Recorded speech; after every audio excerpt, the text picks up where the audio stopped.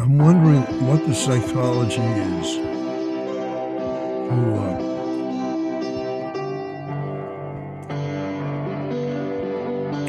abusive husbands eventually murdering the woman that they're abusing.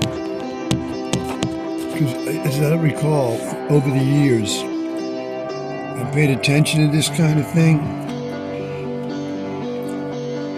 Specials on TV, news reports. And my mother even tried to help a woman who was being abused by her husband. He was chased and she was trying to make sure he didn't find out where she lived. So my mother was helping her find an apartment and everything so that she could escape this man. And then my mother, she needed to escape an abusive husband as well. Her husband. So, as I've observed over the course of my lifetime, I'm an old man now, in my 70s, as I've observed, it often happens that if a woman goes back to a man who's been abusing her, he ends up murdering her. Now, I don't have any statistics, but I've got a lifetime paying attention to stories like this, and I gotta say, I'll bet there are statistics that'll back up the fact that some of these abusive men, probably, maybe even the majority of them, if the woman ends up going back after multiple episodes of increasingly severe abuse, she ends up getting murdered. Now, I'm wondering why that happens. I'm wondering about the psychology of it. Because what usually happens is the man says, "Oh, please come back. I'll do this. Please come. Don't leave me, please."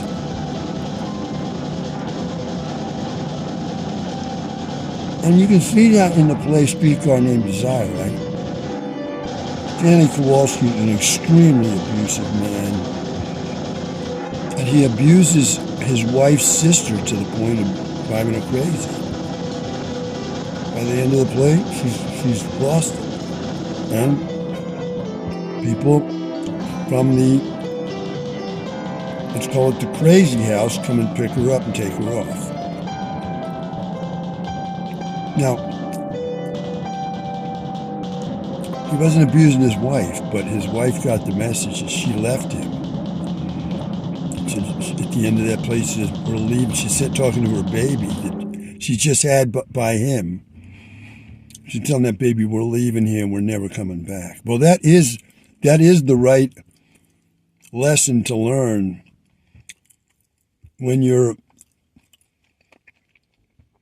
anywhere near one of these abusive type people. Get away and stay away. That is the lesson to learn. So, I'm saying to myself, what is the psychology of that? That the abuser is saying, "Oh, please come back. I'll change. I'll do this. I'll do that." He changes. Now he ends up murdering the woman when she goes back into this. I don't know what the psychology is. I'm wondering about it.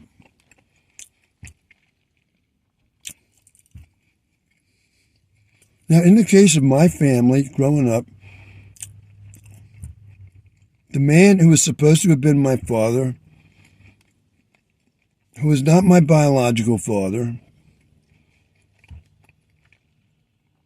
he was severely abusing my mother to the point that he savagely beat her when I was around 12 years old.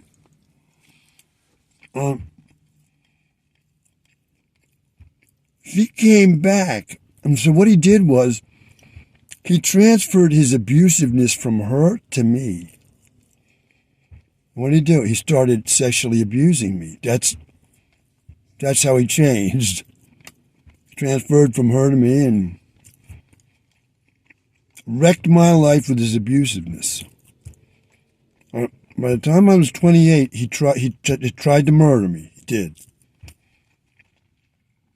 With a shot of, I believe, radiation poisoning. I don't see how it could have been anything else. So, there it is in my own personal experience. This man begged my mother not to leave him, said he would change and all. He didn't change. And while he didn't murder her, he did try to murder me. So, what is the psychology of that? I'm not sure. I'm just wondering about it, that's all. When I was doing investigations for my uncle down in Superior Court, summer 1976, just one, I'm going to call him a kid. He was a kid. He was a teenager, right?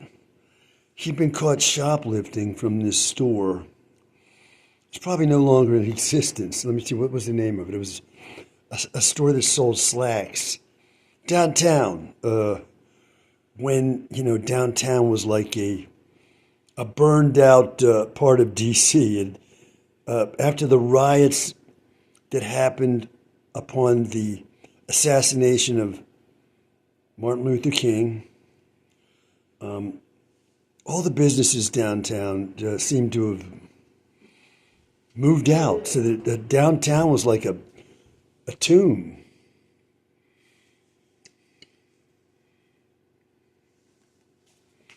So, there were lots and lots of like empty buildings down there, empty office space. That was not the burned out part, but like 14th Street and other areas, they'd been rioted. And so I guess, I never, this is the first time I ever tried to put in words why the downtown area of D.C. became the way it did. It was like emptied, and you know what I mean? So there weren't businesses down there at all. When I was a child, 4 or 5 years old, in those ages, downtown was still a thriving place where, like on Christmas time, people went down to walk along the sidewalks and look in the windows of the big department stores because they had all these puppets in there. Really, really cool puppets in the windows and all kinds of neat things, right? And it was a thriving part of D.C. No more. Now it was completely changed. Now, this kid had been caught. Now I remember the name of the store, but I'm not going to say it.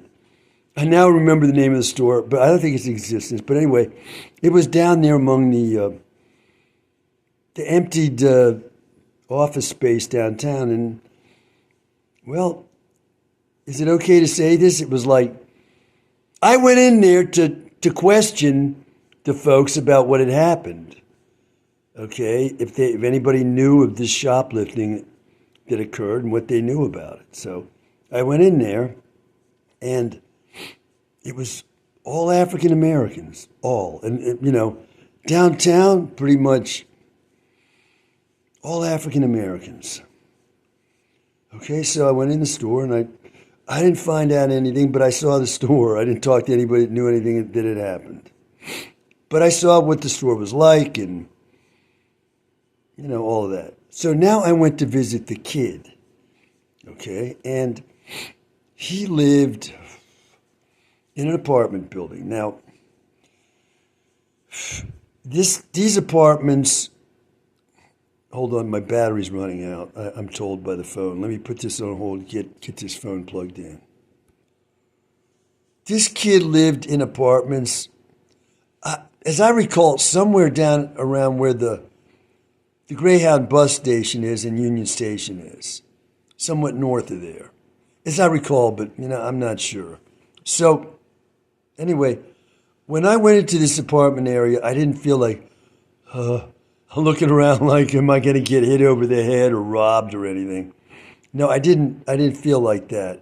Although, going into these all black apartments like that, all black areas of D.C., I never felt completely confident, I must say. With all the stories I'd heard about what had happened to folks. But I just want to say that this particular apartment complex, I didn't feel the way I did at other times when I was on errands of this kind. So I go to this apartment and I knock or ring the bell finally, and a kid opens. He looks like he's around 14 years old, 14, 15, black kid. And what I notice about him immediately is that he appears to be almost mentally retarded. You know, I don't know how to say this, he's real slow and not responsive when you're talking to him, you know, like he might have been on drugs when he wasn't. He was not on drugs. You could tell it was just the kind of kid I'm talking about. Now, here's what I also noticed looking at him immediately. Here's the thought that came into my head. This kid has been sexually abused. I said that immediately, you know. Said that to myself. That's the first thing I said to myself when I saw him. Why did I say that? Well, it would take a lot more explaining. But that's just how he looked, okay? And the way he was interacting with me. Now, that was in 1976. Only 6 years later, I was declared to be as crazy as you can get, okay? An abuser of women and so on a few years after that, in a courtroom, no less. So, I just want to say that this kid was alone in this apartment, and I came in to talk to him. And, you know, here's what else I noticed. The apartment was beautiful inside. He apparently lived with his mother, and she'd done an outstanding job of decorating that apartment. You know, it was really nice in there. You know, it's not like I went in and thought, oh, there's an 18th century this or that, or she's got a this or that kind of... No, it's just the tasteful way she'd done everything. Was it clean, absolutely clean, and everything in perfect order, but she was not there. And I was alone in there with this kid, so this dangerous maniac is alone with somebody who's been sexually abused. And what happens? What do you think happens? What happens is I ask him about the shoplifting he's accused of, and he admits that he did shoplift. So you know, it's not like he was falsely accused, and then I leave. But I was alone in that apartment with him. A boy of only 14, I was 22. I'm as dangerous as you can get, a danger to myself and others. I'm impulsive. I make wildly, impulsively wrong-headed sexual decisions. I don't know reality at all. Only 6 years later. Now, in